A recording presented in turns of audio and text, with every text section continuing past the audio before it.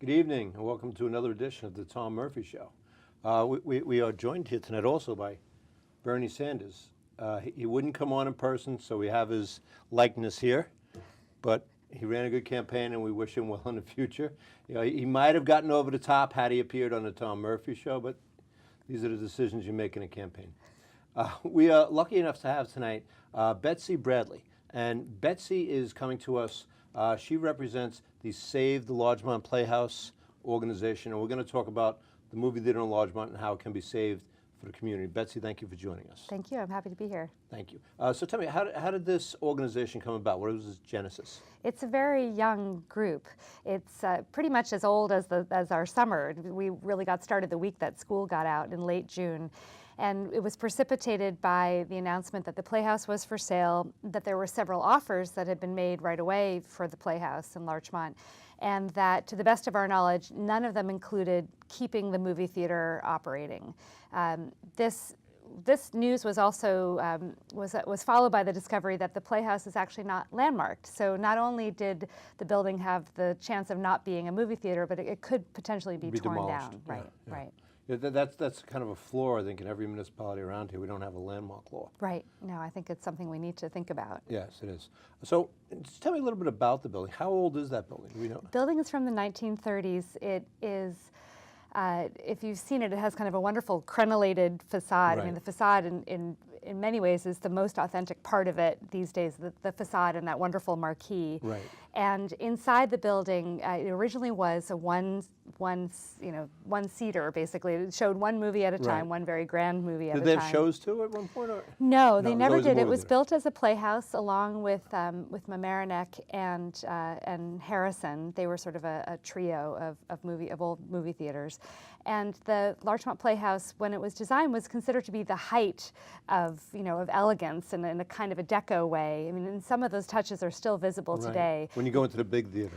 Well, when you go into the big theater, you see that beautiful curtain across the raised proscenium, but at the same time, if you're just standing in the lobby, there are some lovely carved wooden crests above the movie poster signs. There are beautiful stained glass exit signs and things like that that remind you that this movie theater is from a time when movie-going was the height of cultivation. It was really the thing to do. Right, it was your Saturday night. It was everybody's Saturday night. Absolutely, yes. And at one point, I guess, to try and survive economically, they chopped it up and made 3 theaters, right? That's correct. That I grew up in Larchmont, and that happened right around in the mid-90s, right around when I was in college. It was, I think it left. wasn't, That's I what left. You left. I know. You're giving me too much credit. No, I think it was a bit to stay alive, and certainly there are different ways of thinking about movies these days, including places like New Rock, which have many, a multiplex. Right. Portchester. Right, with a lot of options. Right. And they have the room to have big theaters in every. That's right. Yeah. So, where are we now in the process of trying to save the Larchmont Playhouse? Right now I think we're at a very good place. We've been very fortunate. Within the space of about 2 months, we've managed to raise about $610,000 in pledges. And as of today, we are now a 501c3, so we can actually accept donations. We were taking... So people at home, if 501c3, if I donate to you, I can write it off as a tax That's right. deduction. You get a tax deduction, absolutely. And right now, we are not providing any goods or services in exchange for your donation, so it's a full write-off of the value of your gift. Dollar for dollar. That's right. That's right. Before we had the 501c3, we were accepting verbal pledges, essentially, and we've had a huge groundswell of community support, especially considering summer in Larchmont and Mamaroneck can be pretty quiet. Right, but we've had gifts as high as $100,000. We also have people who write and say, I'm giving you 25, I wish I could add a couple zeros, and people have really given from their heart, which has been lovely. Well, I think for people who grew up around here, it's really a part of your childhood. It's a part of your heritage. It is, and I think for those of us who've come back to Larchmont with our families after having grown up here, or for new families who move in, especially from the city, and they're looking for a walkable, low-slung suburb that has that kind of family feel, that really seems like a place where you can have, you have soup to nuts on the main street. You can have a great restaurant and fun shops, and we have a wonderful kids bookstore just down the street from the Playhouse. And to lose the movie theater would really be losing the cultural anchor of Larchmont. Right.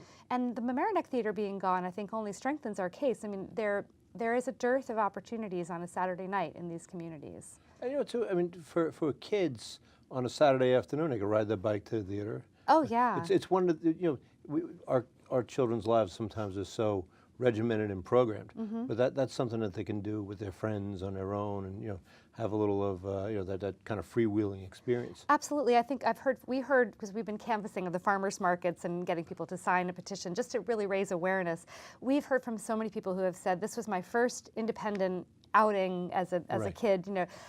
Even before my mom let me go to Playland with my friends, could go to the Playhouse to see a movie. We could go out for ice cream. We could have that sense that the town belonged to us and that this was a safe space. One of the nice things about the Playhouse is that you can walk into the lobby before you ever have to buy a ticket. You can, if it's raining or if you lost your mom, you can go in there. It's a safe kind of community haven, and we'd like to keep it that way. Now, what I know it's early, and there might be changes, but what is the vision of what might occur at the Playhouse if hopefully your organization buys it and runs it? We've heard from a lot of Larchmonters and Mamaroneckers who have given us a lot of input as to what they would like to see. And we've also done a lot of research. We've talked to the Pelham Picture House, which of course Pelham the town bought their theater with community support, and they're running it as a one screen with a small screening room, showing mostly first-run movies with some director talkbacks. Bedford similarly they've been in the process of purchasing their theater and renovating it. There's a lot of models out there for us to choose from. But what we've really found with Larchmont is that having opportunities for families and for seniors and for teens on a Saturday night, trying to make this a space where you can both see a first-run movie and potentially have a special event like a student film series or a private screening, so that there is some flexibility in the space. And one way we see this being possible is by having a restaurant, some kind of dedicated venue that is distinct from the movie theater. So you might just come to get a bite and a glass of wine, or during the day to get a cappuccino and a cookie. You might not stay for a movie, but we want this to feel like a community center, something that has a little bit of opportunity for everyone. Oh, okay. So are the people in the Pelham, are they giving you advice? They've been very interested to follow our progress. They've been very supportive. They were at one point about 2 months ago thinking about how they might do this themselves, how they might annex the Larchmont Playhouse, but they don't have the resources to do it. So Larchmont are they a 501c3 too? They are as well. Yes, so they are. Pelham bought the building. They bought their building, that's right. And then I guess they lease it out to the 501c3?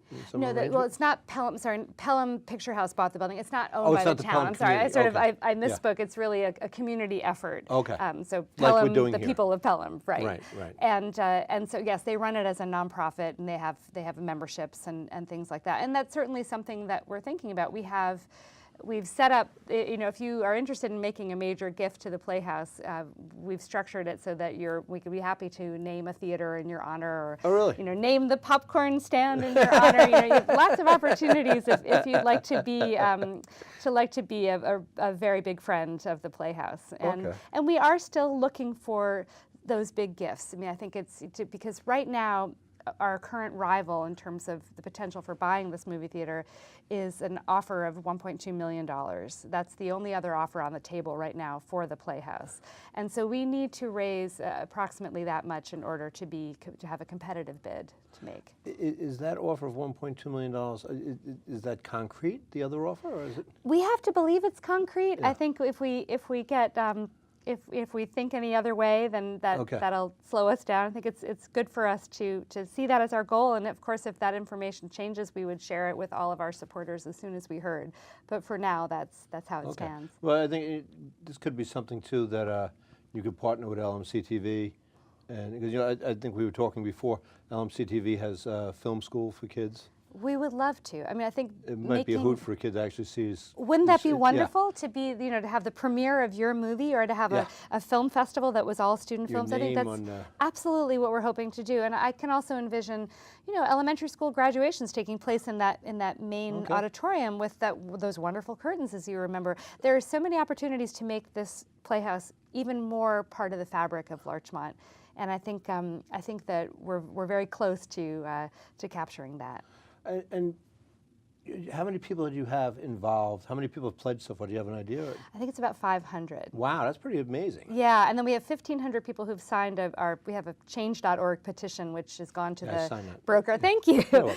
And it's really a way of raising awareness. It's not meant to be hostile. It's just it's basically just saying this is important to us, and Yes. we don't want to let it slip away.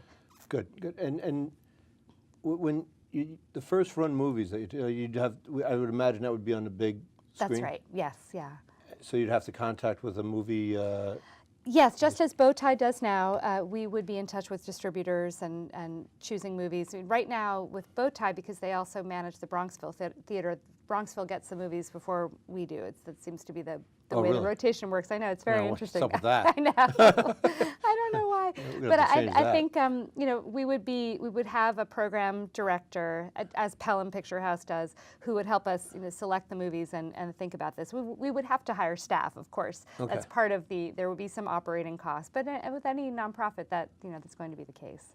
Well, maybe you could partner with the village too, and the village can provide some of the services to keep the place going. Yeah. Be very Like a interesting public-private Right. partnership. No, I mean, certainly, and that's how Bedford is structuring theirs a little bit. They have a private movie operator, and then a public, and then a nonprofit sort of Friends of the Bedford Playhouse. So there are lots of different ways to structure this.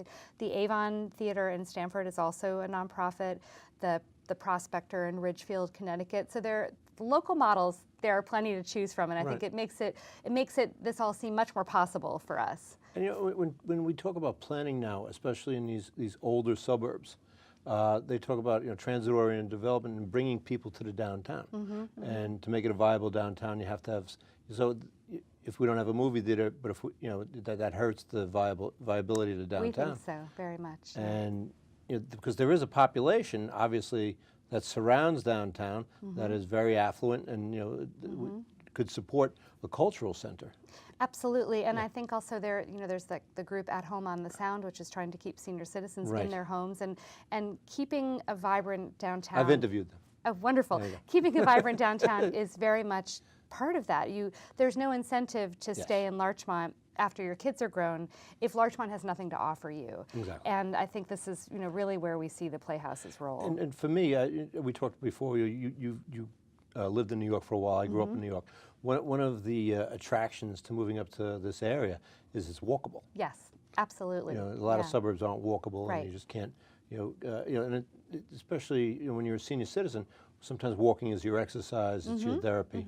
So it's really good to have a downtown, like you said, where there's cultural attractions, not just restaurants and stores that may or may not suit your particular need. Right, and Larchmont, I think even more than Mamaroneck right now, the empty storefronts are, there are very many of them. As you've probably noticed when you Yes. drive around on Palmer Avenue, it's a little dismaying. And I think an active, vibrant playhouse will also attract more retail to that part of town.